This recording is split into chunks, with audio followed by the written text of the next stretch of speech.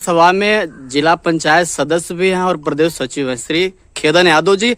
आपको सैदपुर विधानसभा का प्रभारी बनाया गया है, किस तरह से सैदपुर के संगठन को मजबूत करेंगे और सेक्टर अध्यक्ष से लेकर तमाम नेतागणों को क्या संदेश देंगे? जो पार्टी की नीतियां हैं, जो जिस ढंग से जो है प्रदेश नेतृत्व का निर्देश है, उस हिसाब से सबको जोड़ करके, सबको एक साथ लेकर के बूथ एक बूथ तक का सबको जोड़ेंगे और सबकी अगर किसी की कोई भी समस्या शिकायत है उसको दूर करने की कोशिश करेंगे। बाबूजी, समय बड़ा करीब आ चुका है, 24 का आगमन होने वाला है।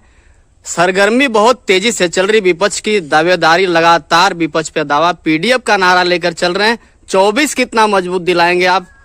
इस पर गाजीपुर के लोगों को क्या संदेश देंगे?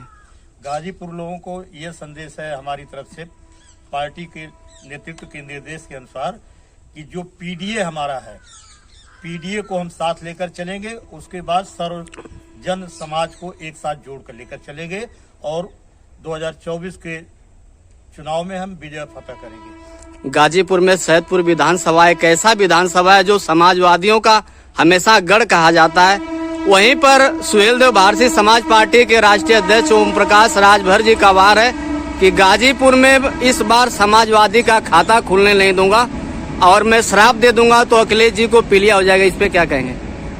ये ओम प्रकाश जी का बड़बोलापन है, उनकी राजनीति पहले मेढक की तरह हो गई है, वो खत्म प्राय है।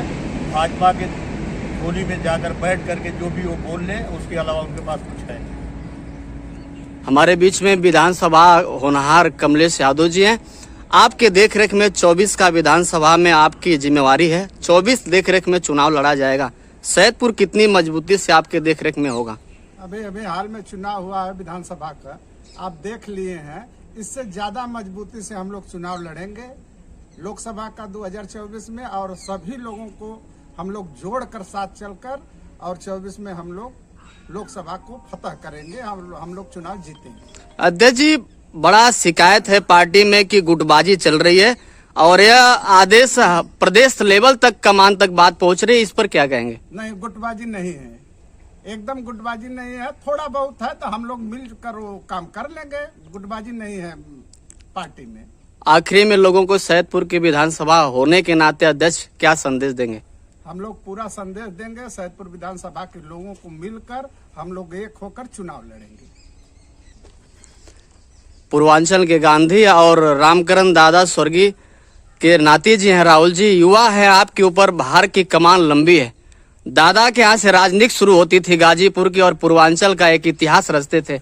आज ना रहने से आप पार्टी में एक बड़े चेहरा बन के आए हैं, किस तरह से नाम रोशन करेंगे और गाजीपुर 24 में क्या संदेश देंगे? बिल्कुल, जैसे कि आज मीटिंग आपने देखा, चूंकि मेरे दादाजी के राजनीतिक गुरु थे चौधरी चरण साहब, जो देश के पूर्व प्रधानमंत्री रहे, तो उन्हीं का जन्म दिवस मनाने 23 तारीख की हम लोग तैयारी में इकट्ठा हुए थे और उसके माध्यम से 23 तारीख को हम लोग लंबा जमावड़ा करेंगे। जैसा कि पूर्व जिला पंचायत सदस्य साहब ने बताया, खेदन चाचा जी ने बताया कि हमें मजबूती से पीडीए को, जो हमारी स्ट्रेटेजी है, इंडिया की स्ट्रेटेजी है, उसको किस जमीन लेवल पे हम लोग लागू करेंगे।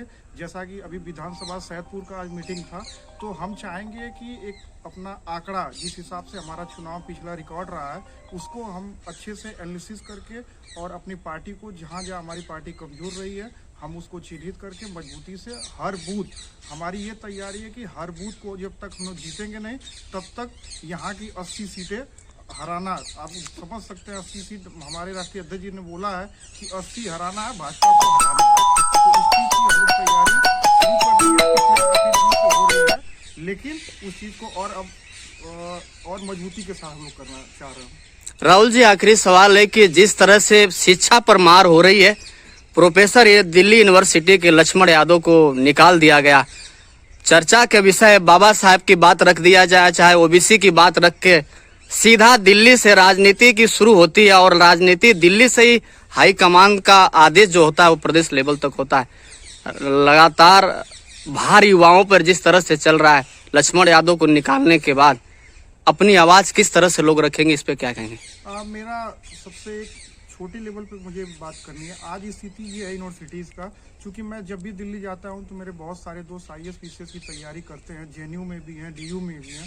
तो हम पिछले काफ़ी दिनों से, जब से ये भाजपा सरकार आई है, तब से आप देखेंगे कि जो भी उसकी काबिलियत पे ये नहीं देखा जाता है, बस ये है कि RSS का आदमी है, उसको एडजस्ट कर लिया जाता है।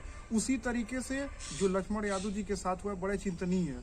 अभी आप देखेंगे कि एक IAS, बहुत बड़े IAS पढ़ाते हैं उन्होंने एक इंटरव्यू दिया था, उन्होंने बड़े साफ तरीके से कहा कि वो भी शायद उस कमेटी में था जो बाहर किए उनको, तो उन्होंने वहाँ भी अपनी माफ़ी मांगी कि हम इतना होनहार एक शिक्षक को दुर्भाग्य ही है कि हम उनको हटा रहे हैं उसे।